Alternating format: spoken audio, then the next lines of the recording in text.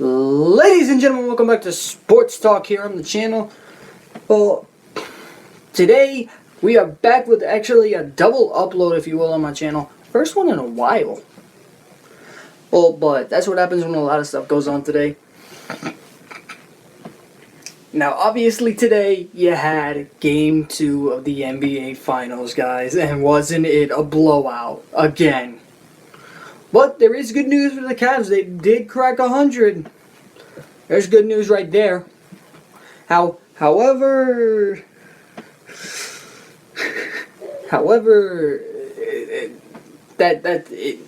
the way they lost, folks, was embarrassing. And Kevin Durant, I never thought I would say this, but the Warriors need to be thanking him right now. Alright? Yes, people are going to criticize Curry's triple-double tonight. Or people are going to be like, oh, Curry's triple-double carried that team tonight. No. No. That triple-double, with the game and the series that Durant has been having, honestly, folks, no offense, that triple-double, what Durant did tonight and what Durant did tonight and in game 1 meant absolutely shit.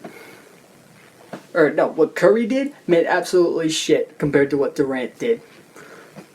And I gotta give it to him.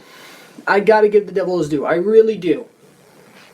Durant wanted to go back to the finals. Well, he blew a 3-1 lead. He got criticized. He said, fuck you to the critics. And really, I mean, the way he's been playing, guys, I mean, Warriors are up 2-0 going into Cleveland. They have yet to lose an NBA Finals matchup. The real question that everybody has is, are the Warriors going to lose? And it's not even a case of, is Curry going to heat up? Is Klay going to heat up anymore? It's what else can Durant do? Because, I mean, tonight, yes, Curry had a 32, 10, and 11 triple-double. Well, with 1 steal. Congrats. Congrats.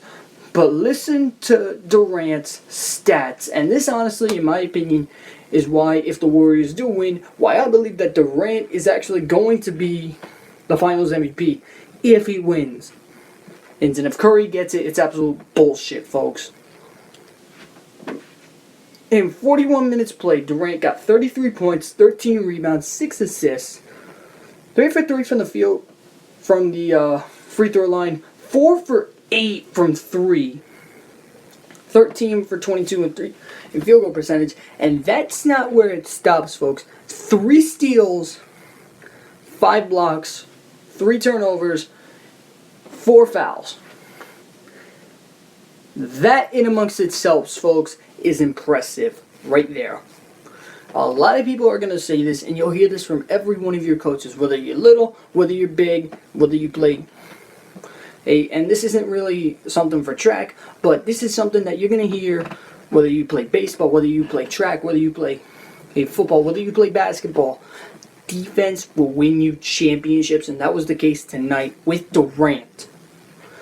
And, alright, again, forget the triple-double. For once, I think that people can actually say that didn't matter. Or because of the game that Durant had. And honestly, I think if Durant really wanted to, he could have gotten those 4 assists, and he could have had a monster game, folks. He really could have. And again, this is my opinion. I really do believe that Durant, if he really wanted to, he could have gotten those 4 extra points. And I mean, like I said, screw Zaza, screw JaVale. Well, screw both of them. I mean, both of them got 2 points tonight. I mean, 2 points for Zaza, 2 rebounds. He didn't get a steal or a block. Like, whose man is that? Like, whose center is that? And JaVale McGee, same thing. Except 3 rebounds, like, whoopee. Like, I mean, you really want the center? It's Durant. Durant's doing better than both centers combined. And that's embarrassing. And now a lot of people are going to say that LeBron had a trash game. He did. LeBron's trying to do what LeBron usually does in the finals, and that's give everything he has because his team ain't doing shit. Hey guys, let's be realistic. His team isn't doing much. Alright, honestly, if it's not for LeBron dropping 29 and Kevin Love dropping 27, there's no way the Cavs keep it close. There's no way. If a backup plays in this game for Cleveland, there's no way. LeBron will just give up. If a backup plays whose name is not... Alright, if Kevin Love or Kyrie gets hurt, LeBron's just going to say, screw it, I'm out. He's just going to give up. He's going to be like, I'm done. And again, don't get me wrong. LeBron had a good game. 29, 11, and 14. 3 steals, 1 block, 4 turnovers. That's something that's been killing him. And last game he had 7 turnovers. This game he had 4. Or 8, excuse me. And that's something that LeBron's going to need to keep in check going back home. Yes, we all know LeBron is a ball hog. Alright, we know this. But it doesn't really help when the rest of his team, such as Tristan Thompson, and a little bit of Kyrie Irving, Kyle Korver, Iman Shumpert, Darren Williams, Richard Jefferson. It doesn't really help when these guys that they were brought on the team, not only for their defense, but also for their offense. It doesn't really help when they're not really getting shots, but they're getting the shots that they want, and they're not knocking them down. That's kind of what's killing the Cavs. Is the fact that the Cavs brought these guys in. They traded for Korver because Korver had a killer 3, and he still does. Because he really does. They got Tristan Thompson because he can score and he can play defense. He really didn't do both today. They brought in Shumpert. And they have Shumpert and they have J.R. Smith, who's a starter. And J.R., he's an amazing... Don't get me wrong, he's supposed to be really good, but he sucked as of late. And again, 14 minutes. 14 minutes and he got no points. 14 minutes. Honestly, am I going to say start Iman Shumpert? No. I'm going to say get a new shooting guard over the offseason. Whether you have to trade J.R. Smith or whatever you have to do, do it. Get a better shooting guard. Because, unfortunately, and maybe get a better center. Because, unfortunately for the Cavs, they're not necessarily... How can I put it? They're not necessarily taking advantage of the Warriors' center position. And Tristan Thompson is really not really helping it out. He's not. We saw what McGee... I told you guys what McGee and Zaza did. They scored 4 points. Tristan scored 8. Tristan needs to score... Honestly, Tristan Thompson needs to score more than that. Why does he need to score more than that? Because it's going to help the cause. Because when the Warriors have put up numbers like this, Kevin Durant 33 points, Draymond Green 12 points, excuse me. Klay Thompson 22 points, Steph Curry 32 points. It's numbers like that that make the Cavs need a fourth scoring option. And the bench, and whether it's the bench coming in and just outscoring the other bench, and it's meanwhile them getting a fourth shooter or to do good. Now, that's, like I said, that's where the shooting guard position and the center position are really going to come into play for the Cavs, because honestly, I also look at the shots. J.R. Smith had 2 shots in the game. 2 shots. Both of them he took from long range, and he missed them both. What does that say about J.R. Smith's shot selection? Yes, J.R. Smith isn't... Guys, don't get me wrong. When J.R. Smith was with the Knicks, when J.R. Smith Honestly, J.R. Smith, one of probably the most lights out shooting guards, but he has yet to do it. Give or take, yes, he was injured this season. That really shouldn't matter. It really shouldn't. And, I mean, in my opinion, JR, he does have probably one of the better threes. He's on that Cavs roster. And honestly, I think he's probably one of the few besides Kyrie and LeBron who can actually knock down a three. When left wide open. Tonight was not the case. And it's also a case of LeBron needs to get that ball.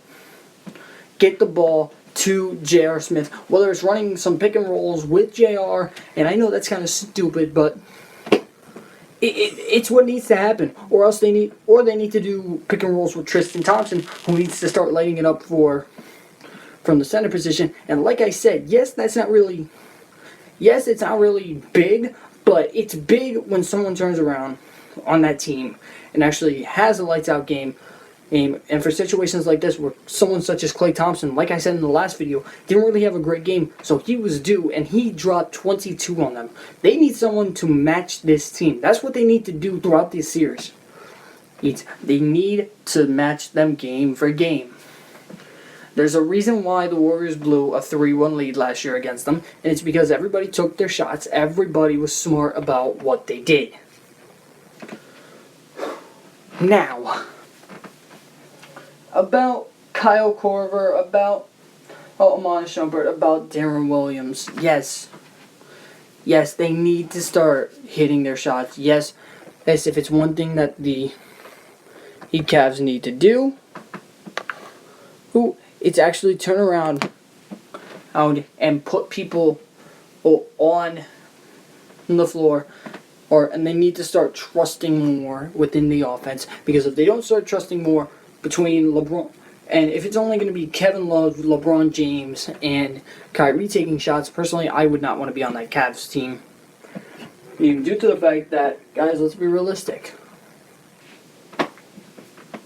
Heck, LeBron, he took 18. Here, I'll even read it. LeBron took 18 shots.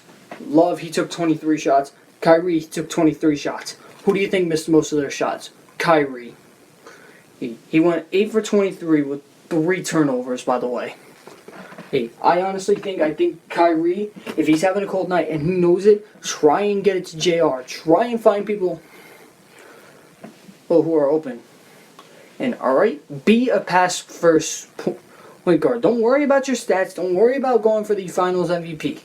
Alright? Because the one thing that this team needs to do is that they need to be pass-first. Okay? Yes, Durant. Alright?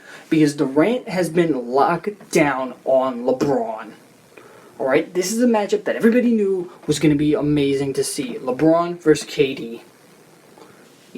But the matchup that everybody knows could probably take advantage is Kyrie versus Curry. Now, if Curry decides to have a good defensive game, you give the ball to someone such as J.R. Smith, or you trust Tristan Thompson. He's a big man for a reason, and there's a reason why Zaza and JaVale McGee haven't really been blocking a shot in the postseason. They can't really worry about Durant. If they worry about Durant, and then the game is pretty much over. Or let LeBron worry about Durant. Okay? Because that's a matchup. Because LeBron, in my opinion, is probably one of the few small forwards in the league that can go toe-to-toe with Kevin Durant. And honestly, I think that's someone who needs to neutralize Kevin Durant and LeBron. And it's going to be also a thing for LeBron where he takes initiative and where he actually steps up as the leader on this Cleveland team. Now, that's the Cleveland side of it. If you're looking at it in terms of Golden State, if you also guys didn't know, Steve Kerr, he's been sick, but Steve Kerr did coach in this game, so that was a little bit of a morale boost for them. But you look at the numbers, like I said, they really needed a game. They needed a game from somebody big. And you guys, if you watched the last video, you know who it was supposed to be, and you know who it was today. It was Klay freaking Thompson, guys. Klay Thompson actually woke up today, and I don't know what he ate, but he was on fire, guys. 8 from 12, Huh? Spinach is Popeye today.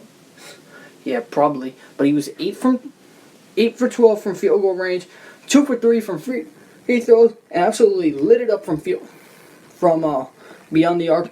4 for 7 on the night. Absolutely unbelievable numbers by Klay. 22 points he finished up with. That's 22 points for Klay. Unbelievable numbers. And 7 boards and 1 assist. That is a Klay Thompson that the Cavs needed to worry about. And that is a Klay Thompson that J.R. Smith needs to match.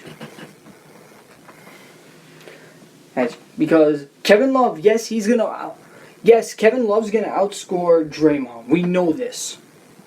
We know Draymond's known for his defense, guys. We know it. I know it.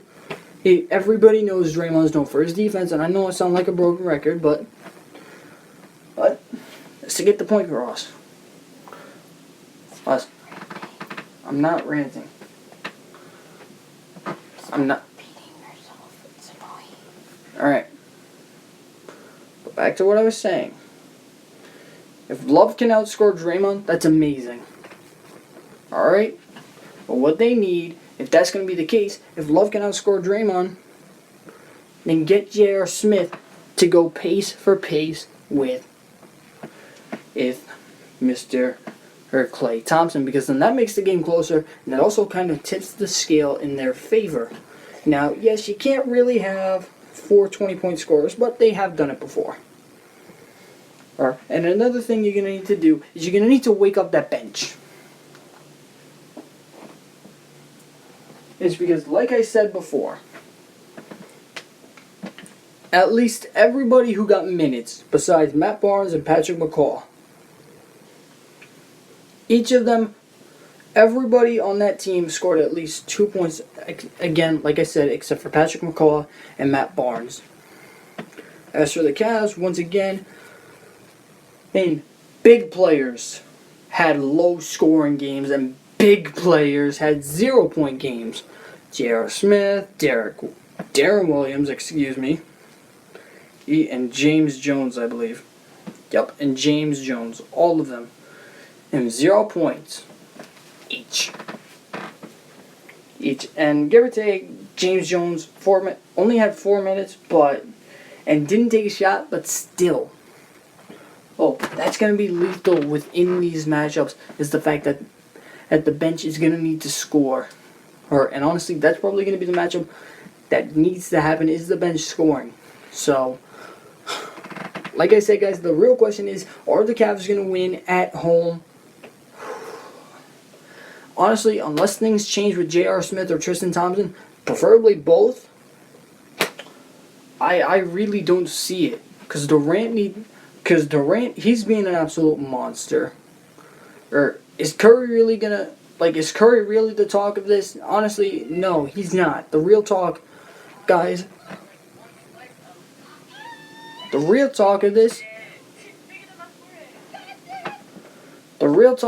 has been Durant. What LeBron needs to do is he needs to make sure that Durant is not the talk. Because if the Cavs want to take this in 4, or if the Cavs want to take this, they have to win it in 6 now. Or else, if they win the next one and then lose the other one at home, they have to win 3 straight. 2 of them would have to be at the Oracle. And obviously, that's going to be difficult on them. And that is going to be something that is going to be easier said than done. Alright, guys. Thank you guys so much for tuning in. I really do appreciate it, guys. Let me know what you think is going to happen in Game 3 of the NBA Finals. Keep in mind the series is switching over to the Quicken Loans Arena over in Cleveland. But, guys, thank you so much for tuning in. And, guys, I will talk to you guys probably tomorrow. Alright? Later, guys.